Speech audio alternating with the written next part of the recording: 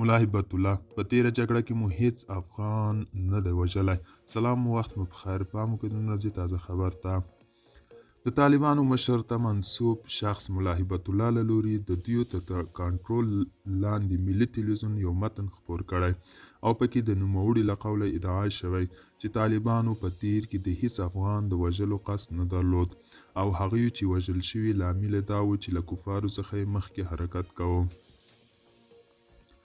د نوموړي له قوله همدارنګه ویل شوي پر افغانستان د طالبانو تر واکمنېدو وروسته ټولو ته بخښنه شوې او اوس ټول لکه ورونه ژوند کوي.